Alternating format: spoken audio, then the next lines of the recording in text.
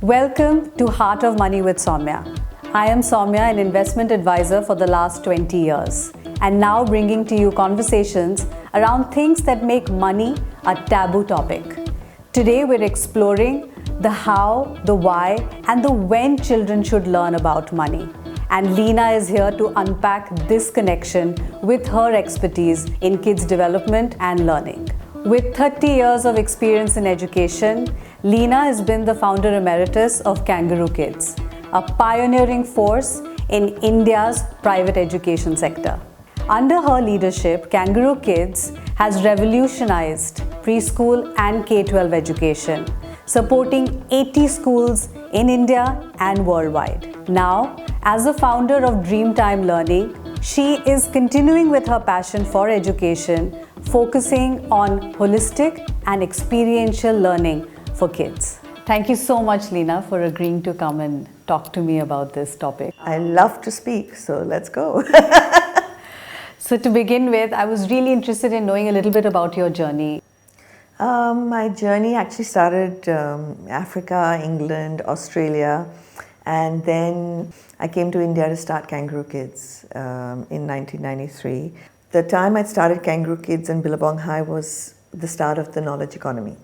And then as we went on, about 8-9 years ago, I started getting very uncomfortable with the, even though the content and curriculum was so ahead of its time, vis-a-vis what India was doing, I still started feeling uncomfortable because it wasn't the right thing for kids in what I knew was the start of a new economy altogether. Nobody knew where the world was going, but I just knew it was going somewhere else. I'd gone to a Peter Diamandis' conference on the future, Abundance 360, and that was about 10 years ago, and I started thinking about, oh my God, I have to use technology to demonetize, dematerialize, democratize education. And I came back. I started saying, okay, I got to let this go and I've got to start something new altogether.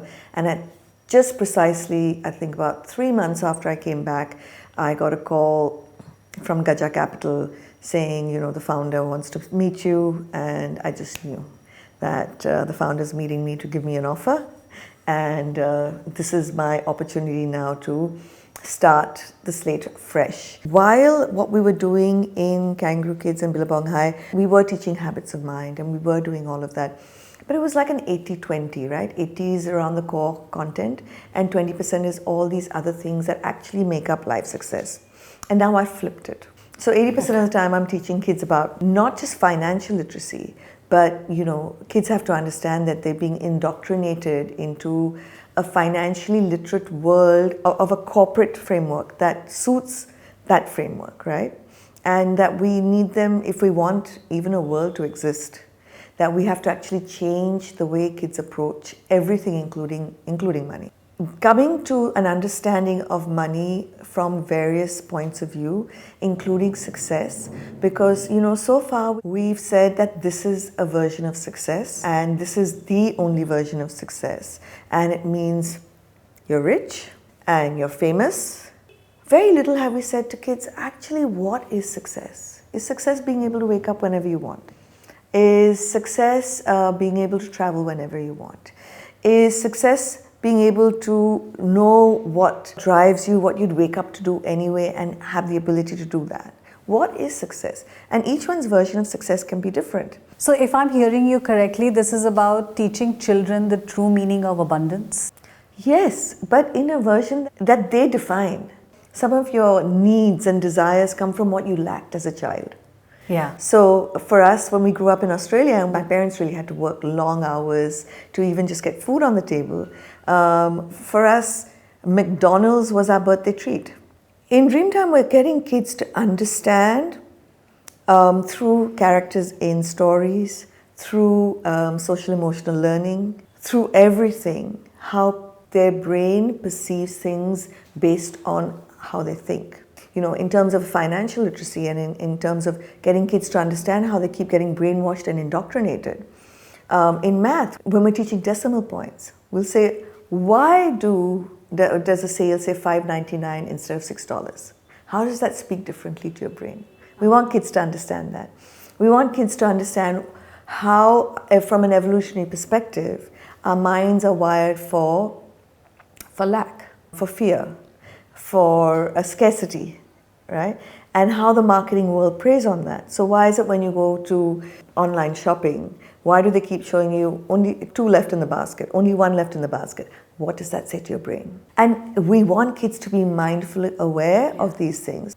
And can we therefore teach kids to question everything, to question the status quo? And is that not more important than teaching them just 2 plus 2 equals 4?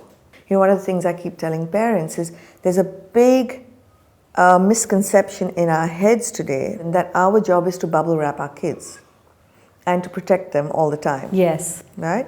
So if COVID's happening and we don't have as much money today, let's hide that from our kids. Let's talk about it as husband and wife behind doors in hushed tones. Absolutely. And let's not let our kids know that there's, you know, that there is a real issue at home. Instead of using that as a teachable moment and saying, hey guys, you know, we used to have 100 rupees every month to run the house. Now we only have 80. So what are we going to do as a family to make sure that we're still all really happy and that we still get our needs met, but we're going to have to do it in 80 rupees instead of 100. Okay, that means, you know, mom and dad are not going to have wine every evening. You know, we're going to have it once a week. That means, you know, you guys are not going to be able to eat XYZ every month. It means we're going to do this. Let's see if we can bring our electricity bill down from 20 rupees to 10 rupees. And what does that mean we all do? And these are all real teachable moments, right? Yeah. And our job as parents is just like every animal in the world, to make sure if we die tomorrow, They're ready. they're ready. And if you're a decent parent, you make sure your kids can survive. If you're a great parent, you'll make sure your kids can thrive. And to make sure that kids can thrive, it often means you'll have to be cruel in your role as a parent. What are some of the things we'll have to do and make sure that we take the bubble wrap off? And we make sure that we're not hiding things. So parents have to play a very important role over here in teaching kids the way you explained, which also means they have to change their own belief system and the misconceptions that they have about how and when a child should be introduced to these worldly concepts, most importantly money. Absolutely. And that's where we want kids to be. But we have to very quickly shift our feelings as parents of being guilty because, you know, as mums and dads we work, and therefore how do we often just overcompensate to our kids because we work. Every time, I tell parents, every time you ask a kid, have you done your homework? You're abdicating their need. They're almost going to depend on you saying, have you done your homework, to do their homework. So is like in India you have these boards, right? Education boards. So are they like a regulatory body for you? Like do they have to approve the curriculum that you bring in or the style of teaching that you bring in? So up to grade 8, they've never regulated anything, right? They recommend some textbooks and stuff, but they've not regulated, which is how we could do what we were doing in Kangaroo Kids and Billabong High up to grade 8. So there was no CBSE, ICSE, state boards? So I'm board agnostic. If you should believe in learning, not in examination. You have to prove that kids have learned, so you have a performance of understanding, which we call an assessment today, or a review process. Because you want to make sure as an educator that this is the outcome I want, that I have met the outcome. The examination should be yours, not the kids. That this is what I believe in my outcome mapping, this is what the kids will be able to do. Not just in terms of 2 plus 2 equals 4, but in terms of thinking about mathematics in a divergent way. So if you're saying that that is the outcome I have, and then I'm giving the kids a review, the actual examination should not be for the kids, it's for yourself. Whether you've been able to teach and equip them. Whether you have proof of concept for yourself, that this is what I believe in, this is what I know can happen, this is the pedagogical framework we will use to make this happen, this is the philosophy of learning, and here I know I'm fantastic. My kids should be able to sit CBSE, ICSE, IB, IGCSE board exams and pass. But more importantly, they should be able to pass life. Yeah. What life's going to throw at you is not found in a CBSE, ICSE, IGCSE or an IB exam. And that's what Dreamtime Learning is doing. Increasingly so if I have, I think, a gift, I see kind of the future and where it's going.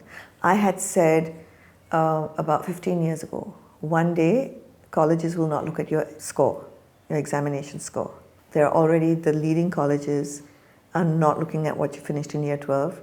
It gives you a project and looks at you as a person and says whether you're a good fit. There's so many organizations that are no longer interested in whether you went to an Ivy League or you went what your 12th grade examination results are. What can you do that adds value to us as an organization? Yeah, so they're also looking at talent or capabilities differently rather than just your examination scores. And they'll give you a performance of understanding to do. You've come for a finance job? Okay, you've come for a finance job. How would you do this differently as my finance person? Yeah. How would you do this differently? How would you make sure we add shareholder value? How would you do? And those are the real questions to ask you, right? And do it through a performance of understanding. How would you do it? Yeah. So why did you say education is the last to change? Why is that so? Why is there so much of rigidity around change when it comes to something as fundamental as learning, education? Because in education, and possibly only in education, your consumer and your customer are two different people. If I'm ordering from Swiggy, I'm the consumer and I'm the customer. Yeah. So would I rather go and trudge to a shop and order and wait for my order and pick it up and come home, or would I rather just order something online and have it come to me? But in education, who makes the decision? The parent. But who actually suffers or enjoys the learning process? The child. So I do what's always right for the child. If you've got investors and you've got all of that, you very often have to do what's right for the customer. Yeah. In their head. Yeah. It's a long process of influencing change with parents to get them to understand that the old world education is not serving your kids at all. And we really need to relook and rethink and reconstruct and re-engineer what education means for all of us. They say that especially us Indians, because our parents have seen scarcity, not just our parents, but our grandparents and their parents have seen scarcity. So in some way or the other, it's passed down. No, but I think you have to, it's not just about Indians. It's not, from an evolutionary perspective, if we had resources, like if you think of money just as a resource, as you think of a mango as a resource, were you more aware as a caveman, as our ancestors, of the mango or the snake?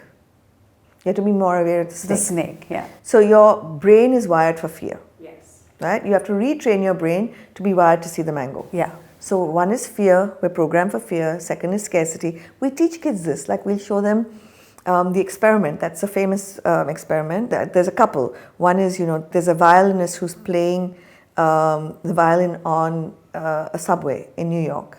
People pay thousands of dollars to see him play in Carnegie Hall.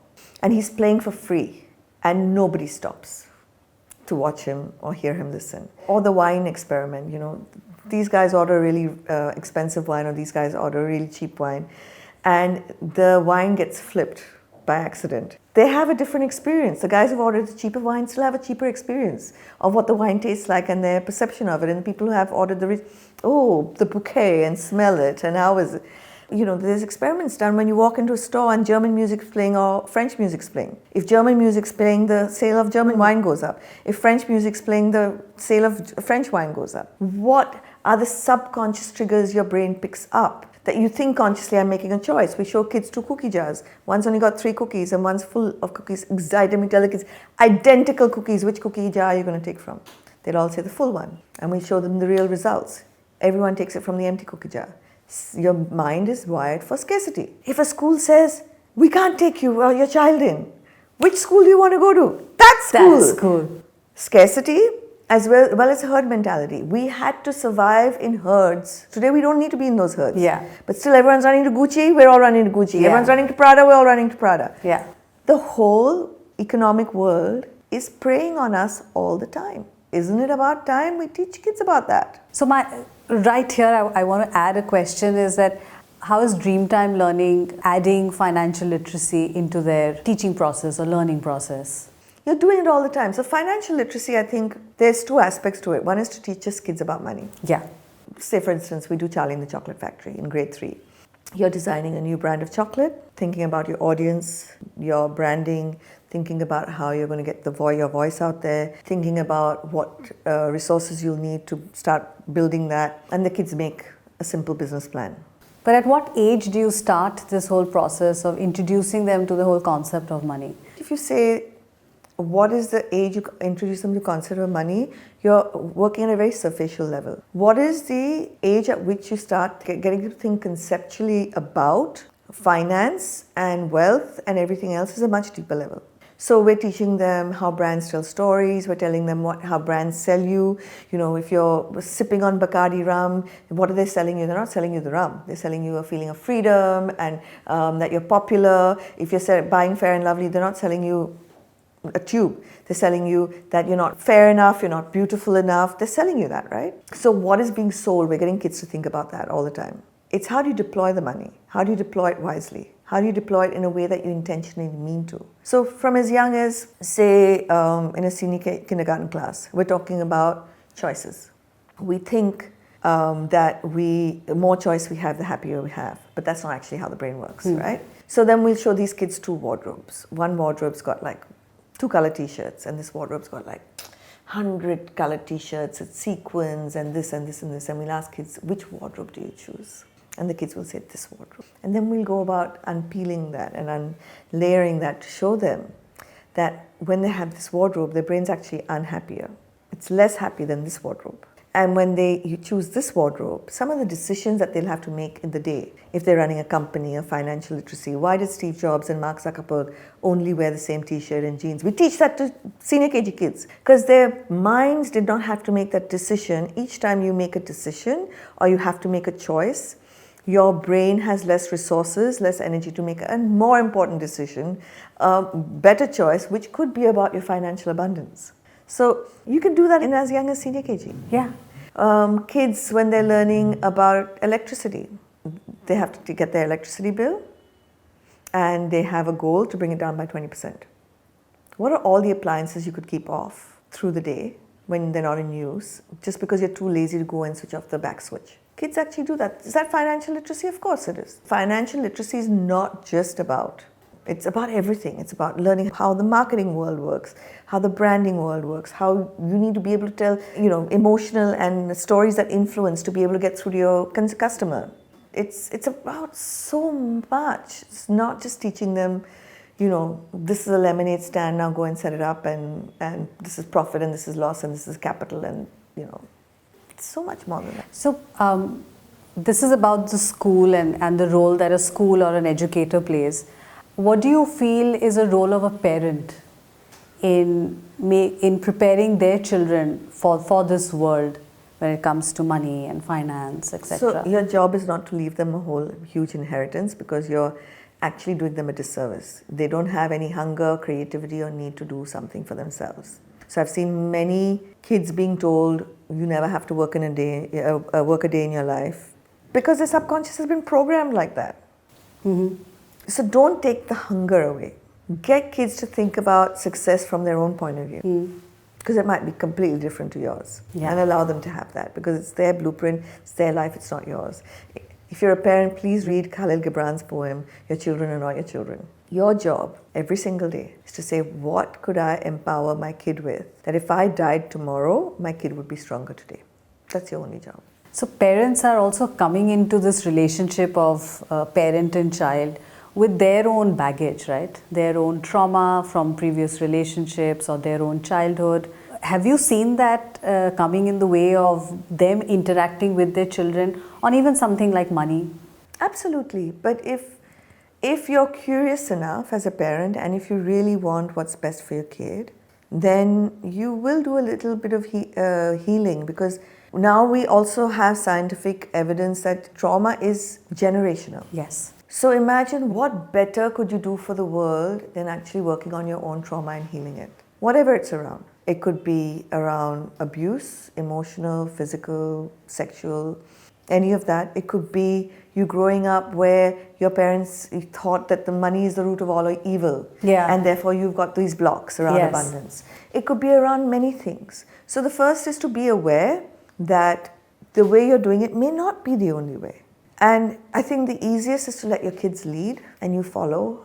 When we make maths, English, financial literacy relatable to kids, when we tell their brains, hey, this subtraction you should know, because when you go and give $100 and you're looking for change, you want to make sure you got the right amount back because it's good for your brain, it's good for your survival. They're more likely to be able to learn it than if you say 100 minus 96 is what. So make it relatable, keep telling their brains why you're teaching them this, make it exciting, make it engaging, get their minds curious, get them emotionally involved, because only when we're emotionally involved with something do we remember it. If you ask me about what I ate for lunch 5 days ago, I won't know. But if you ask me where was I when Princess Diana died, or where was I when Indira Gandhi was assassinated, or you ask me where was I when I had my first kiss, I remember all those three. Yeah.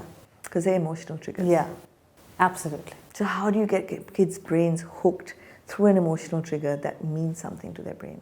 My last question is not about kids so much, but more about parents. You spoke about how parents need to heal their relationship with money. How does a parent know that they even need that healing? How do you, for a kid, it's okay, you know that you have something like a Dreamtime Learning concept, which is going to help them. But how does a parent look for help or seek help or even know that they need help?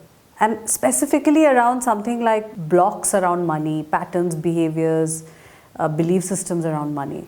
If somehow you've not been made aware that you could have a block, then you won't even question it, right? Yeah.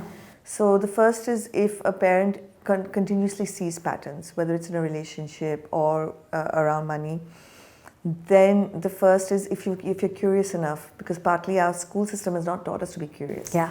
If you've gone through a school system that teaches you, or parents that have taught you to be curious, you'll be curious as to why this pattern keeps repeating. And then you'll become a little bit aware and mindful to go back and kind of discover where the block could be. Yeah. And then you can work on healing it.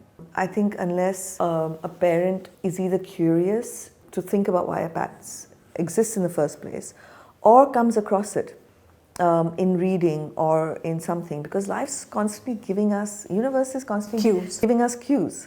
So if you pick up on one of those cues, then follow through and see where, it kind of leads you. And I think if anyone's watching this, I'd just say the thought that you have about money, does it have you feeling stuck, or does it have you moving forward?